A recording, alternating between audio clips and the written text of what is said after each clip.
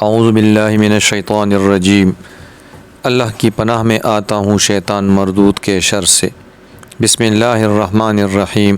شروع اللہ کے نام سے جو بڑا مہربان نہایت رحم والا ہے۔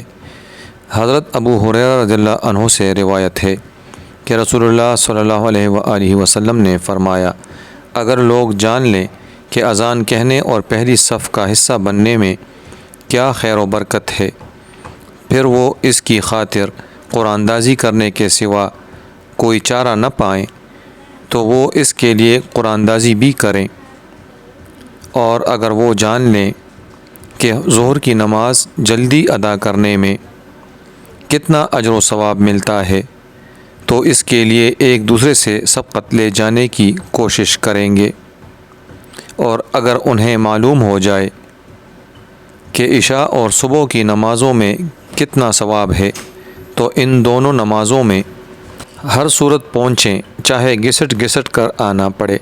صحیح مسلم 981۔ حضرت عبد الرحمن بن ابی عمرہ کہتے ہیں کہ حضرت عثمان بن عفان رضی اللہ عنہ مغرب کی نماز کے بعد مسجد میں تشریف لائے اور اکیلے بیٹھ گئے۔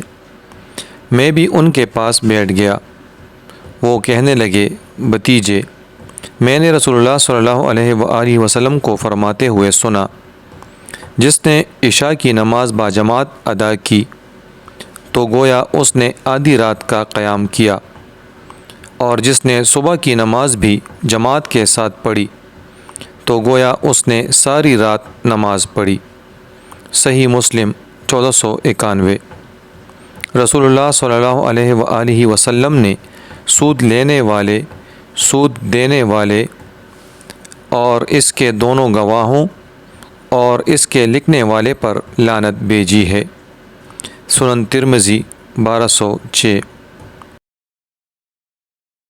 اللہ تبارک و تعالی ہمیں ہر قسم کی صغیر اور کبیرہ گناہوں سے محفوظ فرمائے اور ہمیں صراط مستقیم پر چلنے کی توفیق عطا فرمائے، آمین۔